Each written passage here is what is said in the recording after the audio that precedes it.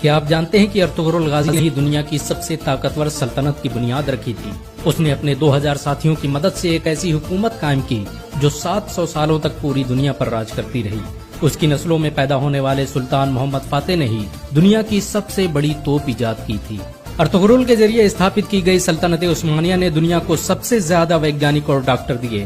Rocket technology پر آدھارت دنیا کا پہلا جہاز سلطنت عثمانیہ میں ہی بنایا گیا تھا۔ ارطغرل نے ڈاکٹروں اور عالموں کی ایک بڑی جماعت تیار کی تھی جو مفت میں لوگوں کی مدد کرتی تھی۔ ان کا پورا خرچ ارطغرل خود اٹھاتا تھا۔ ارطغرل اکیلا انسان تھا جس سے منگول بھی دہشت کھاتے تھے۔ 13ویں صدی عیسوی میں جب منگولوں نے مسلمانوں کے سارے بڑے شہر تباہ کر دیے تو ارطغرل نے سوغوت میں دنیا کی سب سے طاقتور سلطنت کی بنیاد رکھی۔ ارطغرل کائی قبیلے کے مشہور شاسک سلیمان شاہ کا بیٹا تھا۔ سلیمان شاہ اوغوز کی نسلوں سے تھے جنہوں نے چین سے بھاگ کر ایران اور شام میں پناہ لی تھی۔ آپ کو یہ جان کر حیرانی ہوگی کہ چین میں آج جن اوئیگر مسلمانوں پر ظلم ہو رہا ہے وہ اوغوز کی نسلوں اور ارطغرل کے خاندان سے تعلق رکھتے ہیں۔ بہت کم لوگ جانتے ہیں کہ ارطغرل غازی نے قرآن کو اپنا سنویدھان بنایا تھا۔ اس کی حکومت میں سود اور بیاج کے استعمال پر سخت مناہی تھی، یہاں تک کہ یہودی اور عیسائی بھی اسلامی قانون کے مطابق تجارت کرتے تھے۔ ارطغرل جب اناطولیہ میں داخل ہوا تو صلیبیوں نے مسلمانوں کے خلاف جنگ چھیڑ رکھی تھی۔ دوسری طرف منگول بغداد کے 10 لاکھ مسلمانوں کا قتل کر چکے تھے، لیکن ارطغرل کے آنے کے بعد اچانک اناطولیہ سمیت وشو کا نقشہ ہی بدل گیا۔ ارطغرل کی شجاعت اور ہمت سے دشمن بھی کانپتے تھے۔ اس نے اپنے چند ساتھیوں کی مدد سے چنگیز خان کی فوجوں کو گھٹنے ٹیکنے پر مجبور کر دیا۔ صلیبیوں اور منگولوں کے خلاف ارطغرل کے جذبے کو دیکھتے ہوئے سلجوقی سلطان علاؤالدین کیقوباد نے اسے انکارا کی زمینوں کا مالک بنا دیا۔ ارطغرل قرآن کے بنائے اصولوں کے مطابق حکومت کرتا تھا۔ اس کی نظر میں سب برابر تھے۔ یہی وجہ ہے کہ اس سے پربھاوت ہو کر بہت سے لوگ مسلمان بن گئے۔ چنگیز خان کے سپہ سالار اور صلیبی کمانڈروں نے بھی ارطغرل کے ہاتھوں اسلام قبول کر لیا۔ اناطولیہ کی سرحدوں میں آ کر ارطغرل نے سب سے پہلے سوغوت کا قلعہ فتح کیا۔ یہ وہی قلعہ تھا جہاں پر ہزاروں مسلمان قتل کیے گئے تھے۔ سوغوت کو فتح کرنے کے بعد ارطغرل نے وہاں ایسا نظام قائم کیا کہ وہ سلجوقی سلطنت کا سب سے امیر شہر بن گیا۔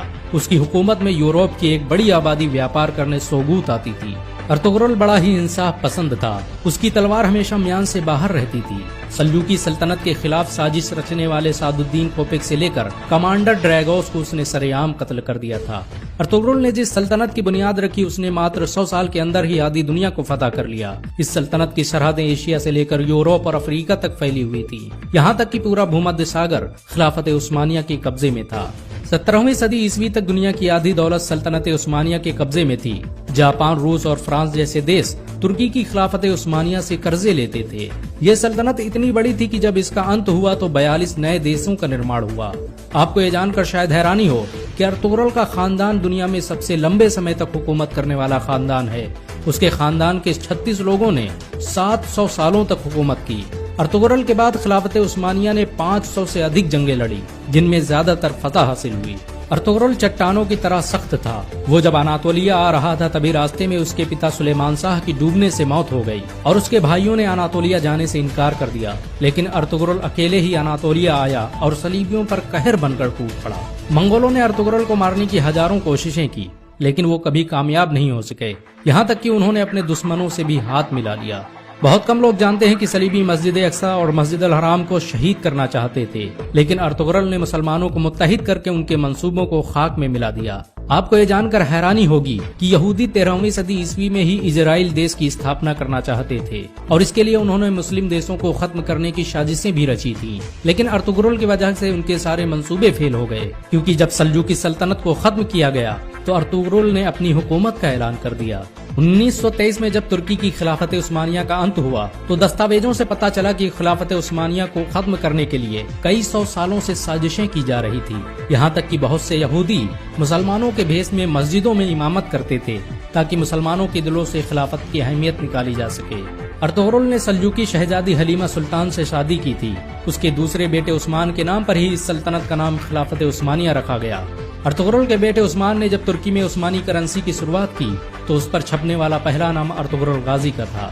2014 میں ترکی کے راشٹرپتی رجب طیب اردوغان کے کہنے پر ارطغرل کی زندگی پر ایک ڈرامہ بھی بنایا گیا۔ ارطغرل کی زندگی پر بنا یہ ڈرامہ اس سمے دنیا میں سب سے زیادہ دیکھا جانے والا ڈرامہ ہے۔ اسے 90 سے ادھک بھاشاؤں میں انواد کیا جا چکا ہے اور دنیا کے 150 سے ادھک دیش اس کا لائیو پرسارن کر رہے ہیں۔ امریکہ نے جہاں اس ڈرامے کو خاموش بم کہا ہے تو وہیں اسرائیل اسے دنیا کے لیے خطرہ بتا رہا ہے، کیونکہ انہیں ڈر ہے کہ مسلمان کہیں پھر سے خلافت کی بات نہ کرنے لگ جائیں۔ سچ تو یہ ہے کہ مسلمانوں کے دلوں میں ارطغرل کا نام آج بھی زندہ ہے۔ مسلمان انہیں آج بھی عزت کی نظروں سے دیکھتے ہیں۔ اگر ایک مسلمان ہونے کے ناطے آپ کو گرو محسوس ہوا ہو تو اس ویڈیو کو لائک اور شیئر ضرور کریں۔